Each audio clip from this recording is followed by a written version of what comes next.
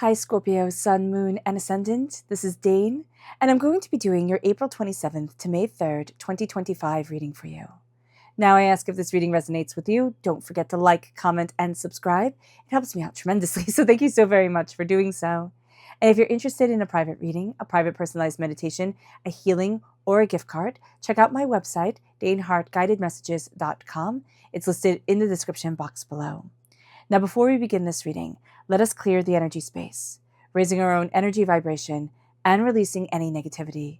This cleanse and meditation will be accompanied by a loud sound. So if you're sound sensitive, this is the time to mute the reading, let the healing energy wash over you, and unmute it when you see me pick up the singing bowl. So let's take a nice deep breath in, exhaling whenever it feels comfortable for you.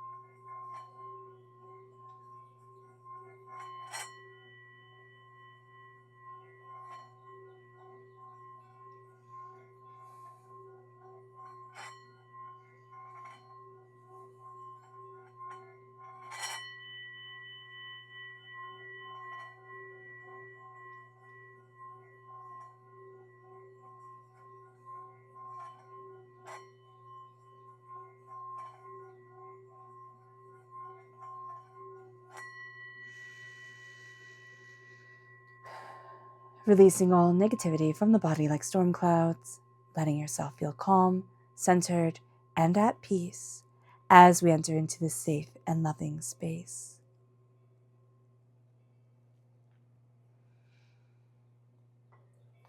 All right, Scorpio, let's see what the tarot has to say. Angels and spirit guides, show them clearly. Guide this reading and show them clearly. Angels and spirit guides. Angels and spirit guides, show them clearly.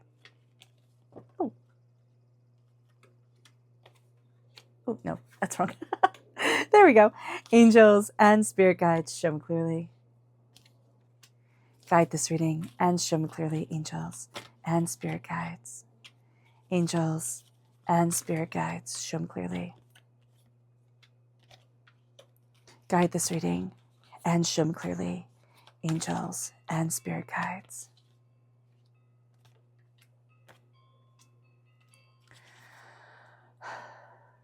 All right.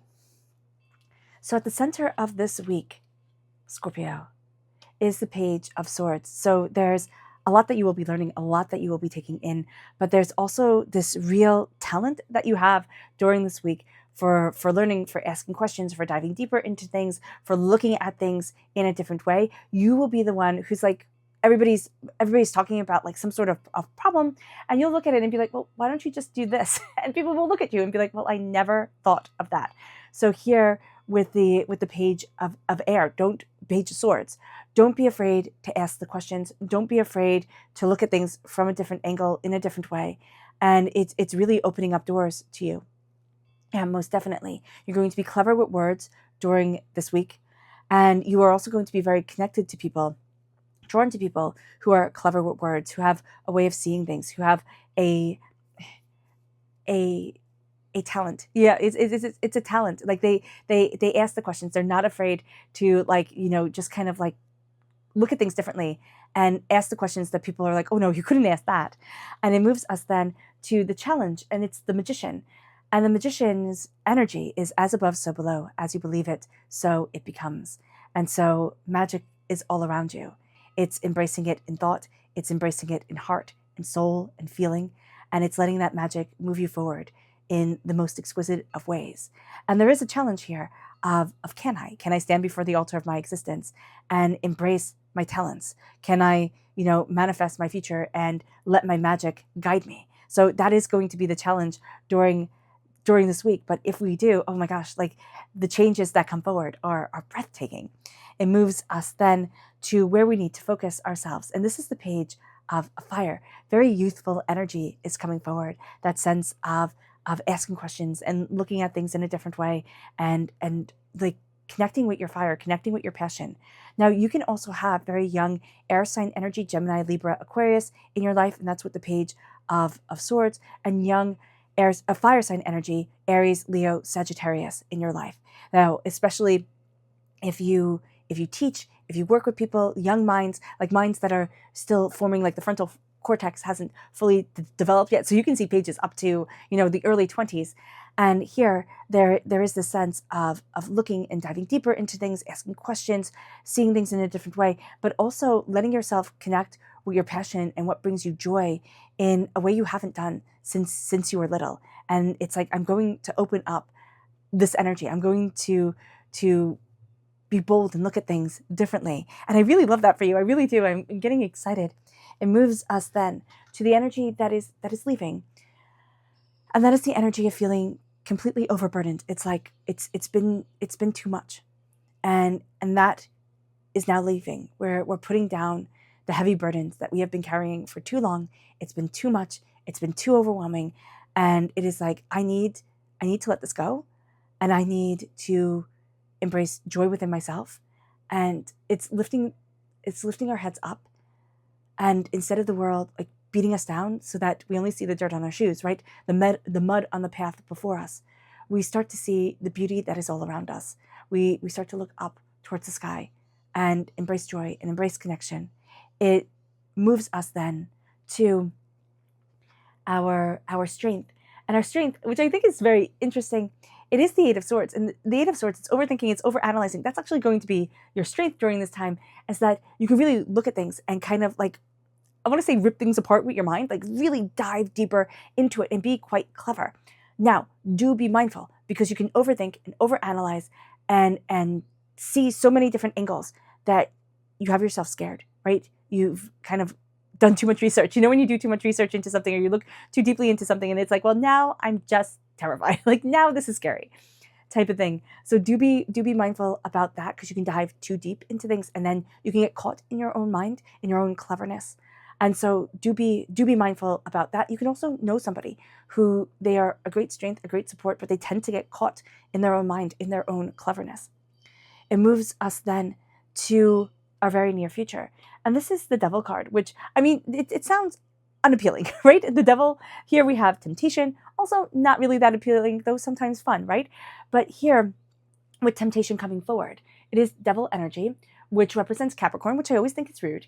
And that is a time frame of December 22nd to January 19th. And here, with this energy coming forward of Devil energy, it is, what are you chained to? What are you afraid of? Like, what is it that holds you back? What is it that captures your mind and captures your attention and that you can't look away from, right? It's kind of like a train wreck type of thing. When you, or for me personally, it's true crime. I don't like it. It freaks me the heck out. But sometimes I start listening to true crime and I'm like, oh my gosh. And I'll listen to one more and one more and one more. And it's terrible. And I know that it is terrible for me, because when I go to the acupuncturist, he'll look at me and say, what did you do? Like, what did you do to yourself? And he'll put the needle in my third eye, and the third eye will bleed because it is blocked, because I've taken in too much horror. And so if you don't think it affects you, it absolutely does. And that's only with me watching a little bit of true crime every now and then, though sometimes my mind latches on too much. So here, with the Devil, let go of what tempts you. Let go of what chains you. Let go of doubting and chaining yourself, too. And it's opening up to the possibilities. It's not limiting yourself, right? The Devil says, oh, you can only have it this way, or it's only like this. And now we're opening up the world to ourselves. And the Devil is just simply a conglomeration of chaos gods, right? Throughout the ages. And so here, what you're going to see is that you're opening up your heart, you're opening up your soul to what it is that you want. And as you do so, and you open up yourself to magic, to the connection with love and the connection with endless possibilities, it makes the chains just fall away. And as the chains fall away, you feel more free. You feel more empowered. And it moves us then to the advice for this week. And that's the 10 of Cups. That is following what makes you happy. That is joy and prosperity and success. I love that what's leaving us is this overburdened feeling, is the sense of being weighed down and doubted and denied. And then what's coming in, and the advice is like, follow what you love. Follow what brings you joy. You could sit there and say, oh, but this is what's supposed to make you happy, and this is what's popular, and this is what people like. It's like, no, follow what brings you joy, and let that joy open up your heart, guide you forward, lead you in a way that you just never expected. So let the heart be open, let the joy come in. And it moves us then to the environment. And this is the Five of Cups. We had a tendency, right? And that's why we're moving away from it, of looking at what didn't go right, doubting and feeling and fearing and being overwhelmed. And the Five of Cups is focusing on the cups that have spilled, everything that has fallen apart. And we look at that now and we turn, because we have the power and the free will to turn to see the Two of Cups, the healing, beautiful love that waits for us, and to pick up that healing and just be like rejuvenated by it. It moves us then to our hopes and fears, and that's patience. And this is the Temperance card in the Rider-Waite-Smith deck. This is Sagittarius energy. This energy is Jupiter. Jupiter enhances anything that it is with. Jupiter is the Roman name of Zeus, the greatest of all the gods, right? And so here we have to have patience within ourselves. Here over her heart is time, is a clock. And that is very poignant. And so here with patience, be patient, temperance, be balanced. In the Rider-Waite-Smith deck, the angel is pouring from one cup into another. I believe it is like they're pouring from a silver cup into a gold cup. I can't remember exactly. But we're going to see that we're pouring our lessons, and gold is stardust in the creation of the universe, right? And here, that is what we're connecting with. We're connecting with our place in the creation of the universe, and the fact that stardust runs through our veins, which is beautiful in poetry, but also it is connection to what is deeply around us. It moves us to the Ace of Wands. And this here with the Ace of Wands, we take this gift. This is fire, this is connection, this is passion, this is intuition. And the Ace of Wands is taking the gift of healing, beautiful love. And it is taking the gift of passion, creativity, and it is just being ignited by it. The power of this week is that we are so ignited, and we have the Magician here, so we also take it in that way. We take this gift of power, of intuition, of passion that guides us, that opens up the door, and it leads us to such a beautiful place. And we get to paint the world. It's kind of like, I'm just seeing, when you're a little, well, even now, right? When you hold a sparkler and you just move it through the air and you can paint pictures with it, that's what we're doing. We're creating this fire, this beauty, this connection that's opening up the door to so much. Our spirit energy for this week, angels and spirit guides, show me clearly. Guide this reading and show me clearly. We have 3. Oh my gosh, we have 3. Spirit is quite chatty. We have the Falcon, and it says, use your keen perception and skills in making decisions. Do not delay. Use your intuition. There's a sense of like not trusting ourselves right now because, excuse my language, but shit has happened as it does in life. And it's like, oh no, I can't trust myself. It didn't go the way I had thought it would. And Spirit's like, but I'm walking with you. And the best laid plans get picked up by the wind and changed. So here, know that Spirit is guiding you. Spirit is walking with you. The Canary says, step forward and sing your own song. There is power in finding your voice. There is, and I love that card. The Condor says, hold to the highest vision of your life and know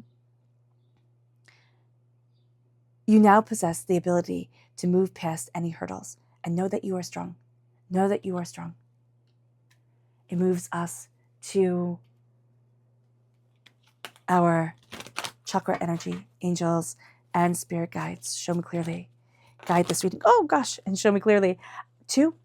So we have family, the root chakra, the root of us all, family, whether it's the family we're born into, the family that raised us, the family that we've created, our friends who are like family. That's going to be very strong for this week. And then meditation, the crown chakra, connecting with your heart, connecting with the heart energy, slowing things down, and having that crown, that energy guide you.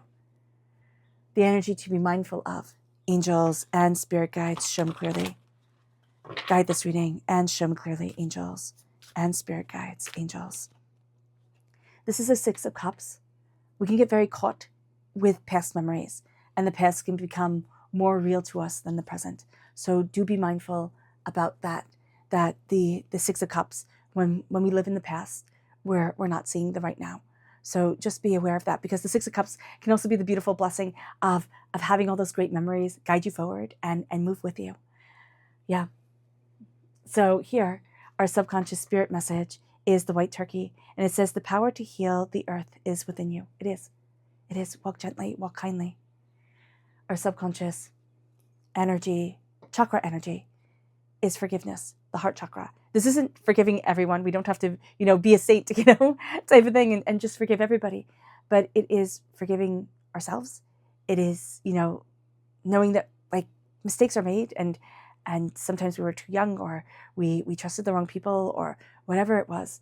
And it is walking forward in forgiveness. And it's letting that forgiveness guide your heart. It will lead to forgiving others, because what you do is you're severing the power that they have, like the negative energy power that they have over you, and you'll sever it and you set yourself free. It brings us then to our energy, our subconscious energy to be mindful of. And that's the Queen of Pentacles. There's somebody very successful. Their energy vibration does not align with yours. And you're going to think there's something wrong with you. No, there isn't. This person isn't right for you. It is better to leave now than to stick around and be drained by them, or to, hear things that just don't align with your soul. So just be aware of that. It moves us then to our subconscious tarot message, and that is the Five of Swords. You are subconsciously, you are conquering something that once brought you to your knees, that once made you doubt, that made you fear, that made you overwhelmed. So do be aware of that. With the Five of Swords, you are going to face something, whether you are conscious of it or not, that kind of brings you back in time. And that's where we can kind of get a little bit stuck. And there's the sense of, but I'm not that person anymore. And you need to step into that energy of, but I'm not that person anymore. And then there are doors that just start to open to you. And you're like, wow, because you'll handle that situation so differently than you would have before. All right. All right, Scorpio, I hope this reading has resonated with you. I wish you nothing but light, love, peace, and happiness. May harmony always be with you. I am sending loving, healing energy to each and every one of you. I love you all, and stay safe. Let's end this reading with a meditation, a clearing away of negative energy, a raising of our positive energy, as we embrace the power, intensity, and beauty of this week and of ourselves.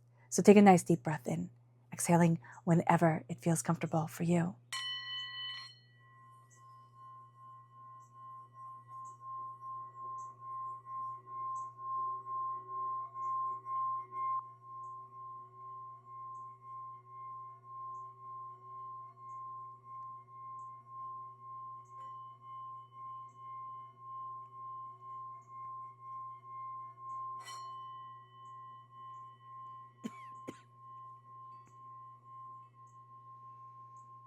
May you move forward in peace and in harmony, Scorpio. May blessings and prosperity always be with you. I love you all, and have a blessed week. Bye.